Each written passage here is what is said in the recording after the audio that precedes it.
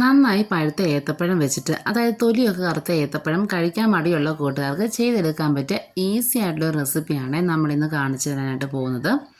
ഈ തയ്യാറാക്കാൻ വേണ്ടി ആദ്യം നമുക്ക് വേണ്ടത് 1/2 കപ്പ് പഞ്ചസാരയാണ്. അപ്പോൾ മിക്സിയുടെ ചെറിയ ജാറിലേക്ക് പഞ്ചസാര ആക്കി കൊടുത്തിട്ട് നന്നായിട്ടൊന്ന് പൊടിച്ചെടുക്കണം. പഞ്ചസാര ഒട്ടും തരിയില്ലാതെ നന്നായിട്ടൊന്ന് പൊടിഞ്ഞ് കിട്ടണേ. ഇനി നമുക്ക് ഈ മിക്സിയുടെ ജാറിൽ നിന്ന് മാറ്റിയിട്ട് വലിയ മിക്സിയുടെ ജാറിലേക്ക് ഈ പഞ്ചസാരയൊക്കെ ആക്കി കൊടുക്കണം.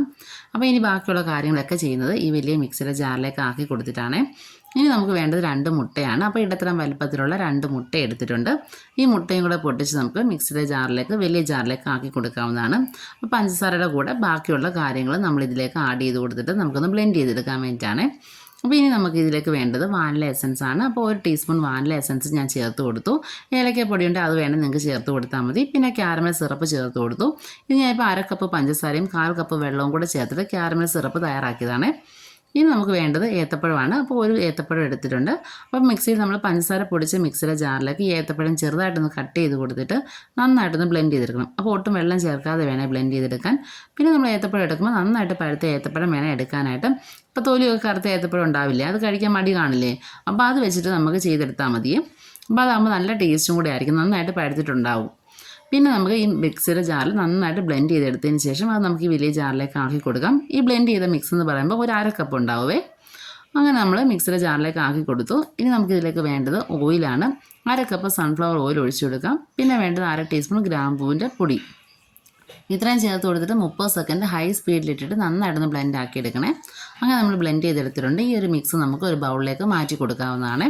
ഇപ്പോൾ നമ്മുടെ ഫസ്റ്റ് സ്റ്റെപ്പ് കഴിഞ്ഞിട്ടുണ്ട്. ഇനി നമുക്ക് വേണ്ടത് കുറച്ച് മൈദ വേണം. അതായത് 240 ml കപ്പിൽ 1 കപ്പ് മൈദ എടുത്തിട്ടുണ്ട്. ഇതിലേക്ക് നമുക്ക് 1 ടീസ്പൂൺ ബേക്കിംഗ് പൗഡറും 1/4 ടീസ്പൂൺ ബേക്കിംഗ് സോഡയും ചേർത്ത് കൊടുത്തിട്ട് നന്നായിട്ടൊന്ന് അരിച്ചെടുക്കണേ.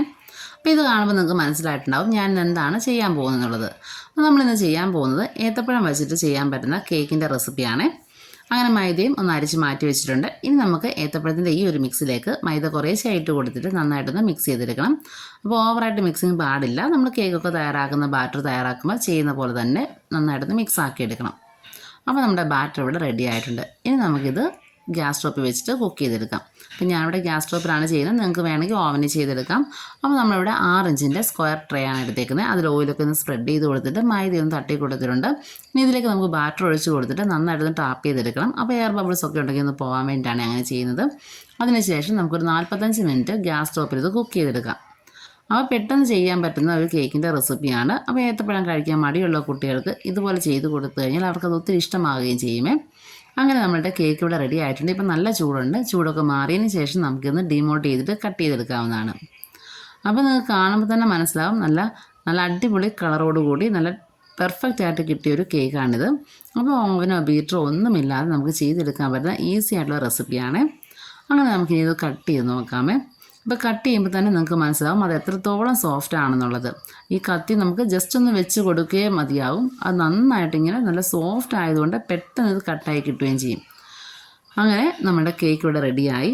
അപ്പോൾ എല്ലാവരും ഈ കേക്ക് ഒന്ന് ട്രൈ ചെയ്ത് നോക്കണം. അപ്പോൾ ഏത്തപ്പഴം കഴിക്കാൻ മടിയുള്ള കുട്ടികൾക്ക്, ഏത്തപ്പഴം കഴിക്കാനും അതുപോലെ മുട്ടയൊക്കെ കഴിക്കാൻ മടിയുള്ള കുട്ടികൾക്ക് ചെയ്ത് കൊടുക്കാൻ പറ്റുന്ന ഈസി ആയിട്ടുള്ള റെസിപ്പിയാണ്. ഇപ്പോൾ സ്നാക്സിൻ്റെ ടൈമിലൊക്കെ കുട്ടികൾക്ക് കൊടുത്തു വിടാനും പറ്റിയൊരു റെസിപ്പി കൂടിയാണ്. ഇത് നമ്മുടെ വാലിട്ട് അങ്ങ് അലിഞ്ഞു പോകുന്ന രീതിയിലുള്ളൊരു കേക്കാണ്. അപ്പോൾ ഓവനും ബീറ്ററും ഒന്നുമില്ലാതെ പെട്ടെന്ന് ചെയ്തെടുത്തൊരു കേക്കിൻ്റെ റെസിപ്പിയാണ്. ഇപ്പോൾ വിരുന്നുകാരൊക്കെ വരുവാണെങ്കിലും അവർക്ക് പെട്ടെന്ന് ചെയ്ത് കൊടുക്കാൻ പറ്റുന്ന ഒരു റെസിപ്പി കൂടിയാണ്. അപ്പോൾ തൊലി കറുത്ത ഏത്തപ്പഴമൊക്കെ ഉണ്ടെങ്കിൽ നമ്മളത് വേസ്റ്റാക്കി വെറുതെ കളയാതെ ഇതുപോലെ ചെയ്തെടുത്തു കഴിഞ്ഞാൽ നല്ല ടേസ്റ്റി ആയിട്ട് നമുക്ക് സ്നാക്സ് കഴിക്കാനും പറ്റുമേ. അപ്പോൾ എല്ലാവരും ട്രൈ ചെയ്ത് നോക്കിയിട്ട് നിങ്ങളുടെ ഫീഡ്ബാക്ക് അറിയിക്കണം. ഈ റെസിപ്പി ഇഷ്ടമായിട്ടുണ്ടെങ്കിൽ നിങ്ങൾ ലൈക്ക് ചെയ്യാനും ഷെയർ ചെയ്യാനും മറക്കരുത്. പിന്നെ നമ്മുടെ ചാനലിലെ വീഡിയോ സബ്സ്ക്രൈബ് ചെയ്ത് ഏതെങ്കിലും കൂട്ടുകാർ കാണുന്നുണ്ടെങ്കിൽ ഒന്ന് സബ്സ്ക്രൈബ് ചെയ്ത് സപ്പോർട്ട് ചെയ്യുക. സബ്സ്ക്രൈബ് ചെയ്യുമ്പോൾ തൊട്ടടുത്തുള്ള ബെല്ലൈക്കൻ ഓൾ എന്ന ഓപ്ഷൻ എനേബിൾ ചെയ്യാൻ മറക്കരുത്. അപ്പോൾ മാത്രമേ ഞാൻ വീഡിയോ ഇടുന്ന സമയത്ത് നിങ്ങളുടെ ഫോണിൽ നോട്ടിഫിക്കേഷൻ കിട്ടുകയുള്ളൂ. അപ്പോൾ നമുക്ക് വീണ്ടും നല്ല നല്ല റെസിപ്പീസുമായിട്ട് കാണാം. അതുവരേക്കും ബൈ. താങ്ക്